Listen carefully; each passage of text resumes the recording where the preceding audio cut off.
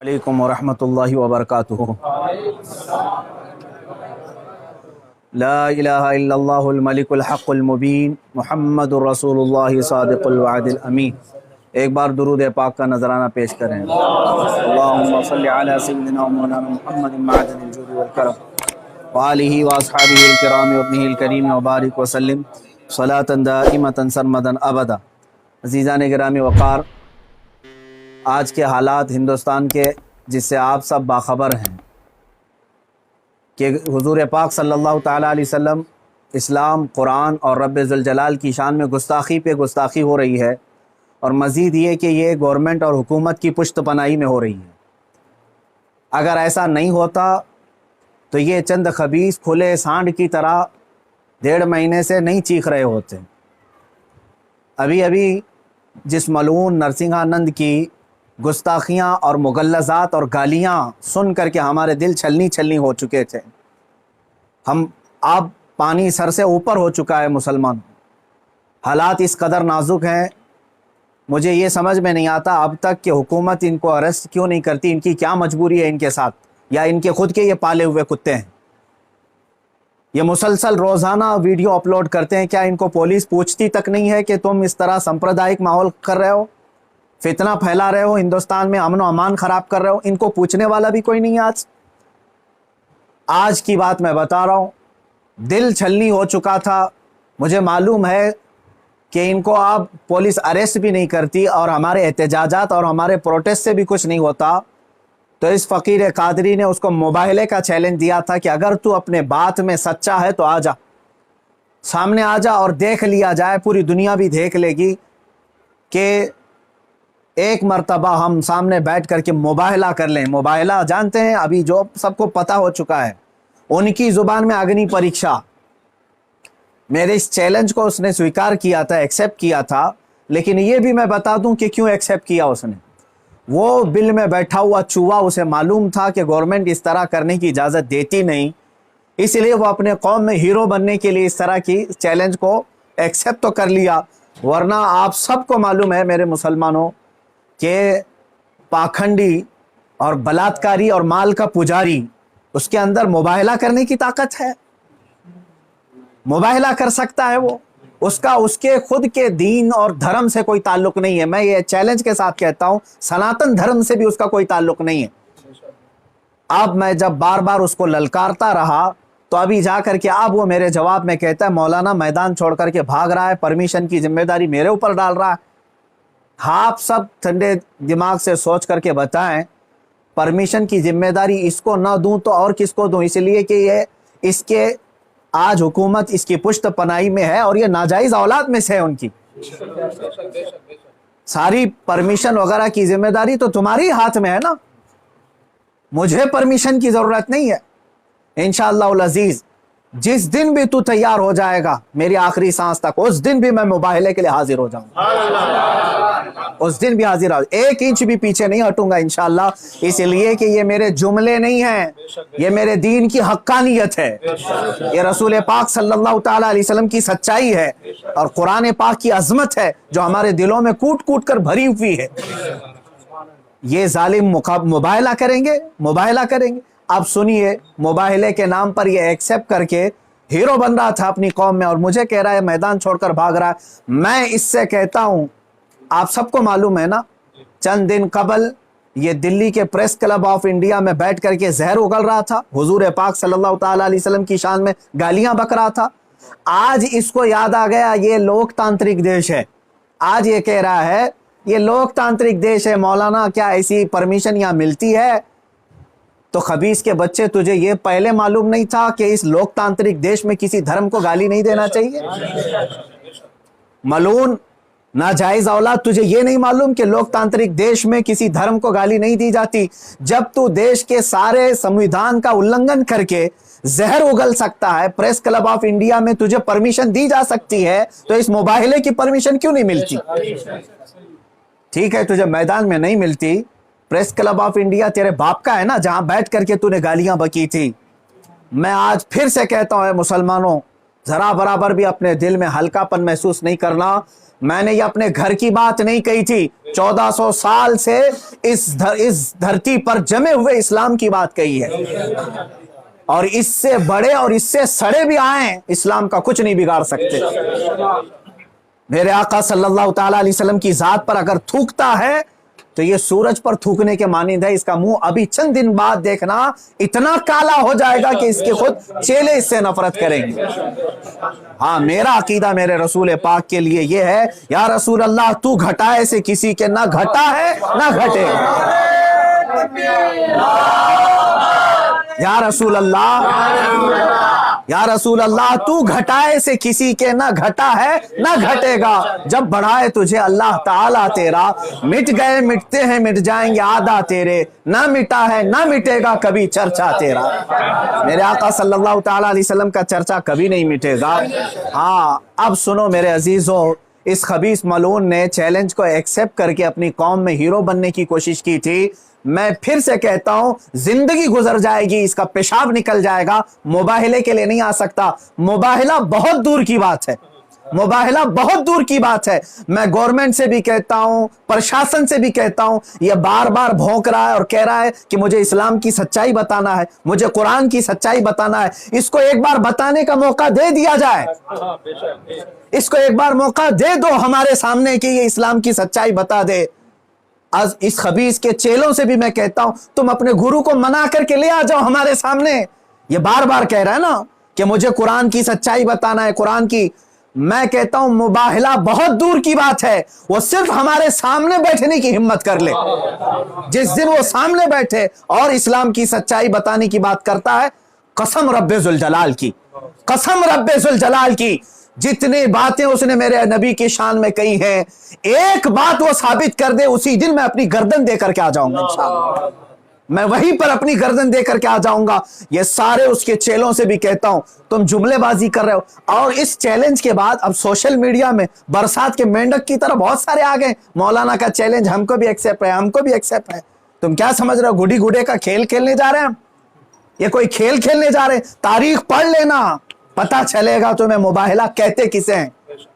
अजीजान गिरामी वकार, आज दिल जल रहा है इसलिए मैं अर्ज कर रहा हूं, ये मुकाबले में नहीं आएंगे। फिर भी मैं कहता हूं, ये 17 रमजानुल मुबारक 30 अप्रैल आने तक ये जितने चेले भोंक रहे हैं, इसमें एक रामपाल का एक शिष्य है, कोई शागिर्द आया है, वो कहता है मोहम्मद आखिरी नबी भी नहीं है सल्लल्लाहु अलैहि वसल्लम। ऐ मुसलमानों, इसने खत्मे नबुव्वत पर भी डाका डाला। वो कहता है रामपाल आखिरी नबी थे, मैं साबित करता हूं और चुनौती को स्वीकार करता हूं। ये सारे पाखंडी एक साथ आ जाएं, एक साथ आ जाएं। और गवर्नमेंट से फिर मैं कहता हूं, अब ये बात बहुत बढ़ चुकी है, मीडिया वाले भी मजाक ना समझें, इनको साबित करने का मौका दें और हम आने के लिए तैयार हैं। मैं एक नहीं, हिंदुस्तान की 11 बड़ी खानकाएं मेरे साथ खड़ी हैं और तकरीबन 100 उलमाए अहले सुन्नत और मुफ्तियान इज़ाम अभी इसी वक्त दिल्ली आने के लिए तैयार। मेरे अजीजों, ये कोई खेल की बात नहीं कर रहा हूं। अल्हम्दुलिल्लाह 100 तो मैं अपने लिस्ट में रखा हूं, हजारों की तादाद में यहां पर अपनी जान लुटाने के लिए तैयार। ऐ मुसलमानों, अब पानी सर से ऊपर हो चुका है। अब ये 30 अप्रैल और 17 रमजानुल मुबारक की तारीख मैंने ऐलान तो किया और ये बार बार इसको हल्के में लेकर मजाक उड़ाते हैं। आज भी ये कहता है कुरान को गुंडों की किताब, कुरान कहता है वायरस है, कुरान को कहता है गंदी किताब। कहां मर गया तुम्हारा ज़मीर, कहां मर गया? मुसलमानों, मैं अब आपसे कहता हूं, इस तारीख को मेरे 3 ही ऐलान होंगे। मुझे पहुंचने दिया जाए, मुझे पहुंचने दिया जाए। उससे पहले अगर गवर्नमेंट या इनके कोई भी दबाव में आकर के अरेस्ट करते हैं, उसी दिन समझ जाना है मुसलमानों, इस्लाम की फतह हो चुकी है। समझ जाना, मैं अगर अंदर होता हूं तो लाखों मुसलमानों के अंदर का ईमान बाहर आ जाएगा इंशाअल्लाह अज़ीज़। ये एक बात याद रख लेना। दूसरी बात, अगर इस तारीख से पहले हुकूमत इसे अरेस्ट नहीं करती, जो रोजाना आज तक खुलेआम इस तरह की गुस्ताखियां कर रहा है, हद हो गई, हद हो गई। यहां पर होम मिनिस्टर पर कोई टिप्पणी करे तो जेल में चला जाए, और यह मुसलसल 1.5 महीने से मुगल्लजात बक रहा है, पखाना उगल रहा है और कोई कुछ नहीं करता, इसको पूछता तक नहीं इसको। और अगर इस तारीख तक या तो उसे अरेस्ट करे या तो फिर इस तारीख को पूरे हिंदुस्तान भर के मुसलमान कोई भी अपने घर में नहीं बैठेगा इंशाअल्लाह। मेरी इस बात पर लब्बैक कहते हैं आप सुन लें, इसलिए कि अब यहां पर हमारी जमीन जायदाद का मसला नहीं है। ये मत समझ लेना या जमीन मांगने के लिए आ रहे हैं, हुकूक मांगने के लिए आ रहे हैं। अरे मियां, अब तो हमारे जड़ की बात आ गई है। और मुसलमानों याद रख लो, अगर तुम्हारा यहां पर रसूल पाक की इज्जत सलामत नहीं है तो फिर तुम्हारा जीना भी किसी काम का नहीं है। अब ये चाहते हैं ना हम बाहर निकलेंगे तो वायलेंस हो जाएगा, फला हो जाएगा। हम ये नहीं चाहते फसाद हो जाए, इसीलिए तो बार बार गुहार लगा रहे हैं हुकूमत को, बार बार कह रहे हैं फसाद की जड़ को अंदर करो, उसे भौंकने से रोको। नहीं सुन रही है। और इससे भी आप समझ जाना है मुसलमानों, हुकूमत की मंशा यही है कि आप ये पूरे हिंदुस्तान में फसाद कराना चाहते हैं, पूरे हिंदुस्तान को जलाना चाहते हैं, वरना ऐसे पाखंडियों को खुलेआम नहीं छोड़ते। ये पूरी की पूरी प्लानिंग के साथ कर रहे हैं। इसलिए मुसलमानों, आज तुम्हारे इम्तिहान का वक्त है, आज तुम्हारे इम्तिहान का वक्त है। आज अगर तुम अपने घरों में चूड़ियां पहन करके बैठे रहे, याद रख लेना बाद में आने वाली नस्लें तुम्हारे मुंह पर थूकेंगी, तुम्हारे कब्रों पर ईंट पत्थर मारेंगी। इसलिए कि ये नबी का गद्दार है, रसूल पाक पर भोंकने वाले को भी ये पूछ नहीं सका। तुम्हारी नस्लें बाद में तुम्हें याद करेंगी इस तरह से। याद रख लेना, ये तारीख यौम बद्र की जो आएगी, यौमुल फुरकान 17 रमजान की, उस दिन हर मुसलमान का कलेजा दहल जाना चाहिए। मशरिक से मगरिब तक, शुमाल से जुनूब तक, हिंदुस्तान भर के हर इलाके के। और इस पाखंडी से फिर मैं कहता हूं, तुझे जहां की परमिशन मिले मेरे नाम से एक लेटर इशू करके दे दे, मेरे नाम से एक लेटर इशू करके दे दे कि ये मुफ्ती सलमान अजहरी आ सकता है मेरे साथ, मुबाहिला बहुत दूर की बात, डिबेट कर सकता है। इतना तो ऐलान करके दे दे, फिर मैं पूरी दुनिया को बता दूंगा कि तेरा पाखंड क्या है। मेरे अजीजों, मैं हिंदुओं से भी कहता हूं, ये हिंदुओं को बदनाम करने के लिए निकला हुआ है, ये माल का पुजारी है, राजनीति खेलने के लिए ये मेरे नबी को इस्तेमाल कर रहा है, राजनीति के लिए इस्लाम को इस्तेमाल कर रहा है। हद हो गई मेरे अजीजों। मैं हुकूमत से कहता हूं, अगर तुम्हें दुश्मनी है ना मुसलमानों से, लो हम सब की जाने और मार डालो, हमारे नबी पर ना भोंको, इस्लाम के खिलाफ आवाज ना उठाओ। इतनी गलीज बातें वो बक गया। मुझे बताओ, पूरे हिंदुस्तान के मुसलमानों ने कभी हिंदुओं के देवी देवताओं को छेड़ा आज तक? मुझसे सुना आपने कि हम गालियां दे रहे हैं उनके देवी देवताओं को? यह हमारी तहजीब है जो हमें इस्लाम सिखाता है, यह हमारे अखलाक है जो हमें इस्लाम सिखाता है। इसका जहर देख करके पता चलता है कि इसका कोई दीन और धर्म नहीं है। धर्म में रहने वाला ऐसी जहर नहीं उगलता। बहरहाल, ये मेरी गुजारिश है मुसलमानों से, या तो फिर ये मुबाहले के लिए तैयार हो जाए, जो इसके लिए जहां जगह हो मेरे नाम से लेटर इशू करे, और हुकूमत, प्रशासन, मीडिया इसको हल्के में ना ले, इसको इजाजत दे दे। ये दिखाना चाहता है, ये साबित करना चाहता है इस्लाम को झूठा, कुरान को झूठा साबित करना, उसको साबित करने दे दिया जाए। अगर वो साबित किया, और अगर नहीं साबित कर सका तो फिर याद रख लेना, सुबह कयामत तक तुम्हें पहचाना जाएगा, सुबह कयामत तक तुम्हें पहचाना जाएगा। अजीजान गिरामी वकार, ये मुबाहले की बात चलती रहेगी और मेरी ये चुनौती बरकरार रहेगी। वो कहता है मैदान छोड़ करके भाग रहा है, तू क्या समझता है कि तेरे जैसे पाखंडी हैं यहां पर? अल्हम्दुलिल्लाह हम हुसैनी हैं, अगरचे आल में ना हो, लेकिन हुसैनी किरदार हमने बचपन से सुना है। अरे हमारी माँ ने हमें गोद में हुसैन आजम के करबला की दास्तानें सुनाई। हम मात नहीं खा सकते, सर कटा सकते हैं लेकिन सर झुका नहीं सकते इंशाअल्लाह अज़ीज़।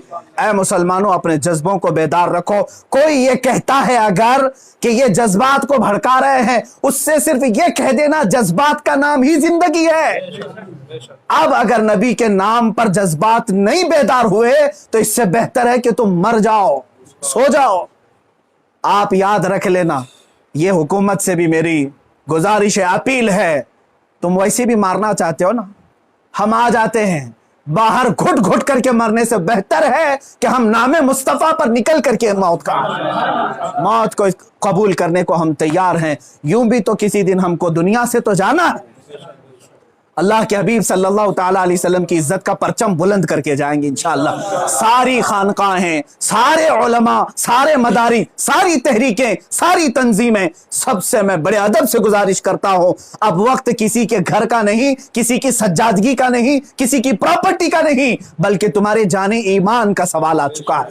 तुम्हारे ईमान की जान रसूलुल्लाह का सवाल है। लिहाजा आप सब एक साथ मिलकर के आवाज उठाएंगे, या तो फिर इस पाखंड को रोकेंगे या तो फिर हम इस जमीन पर बाकी नहीं रहेंगे।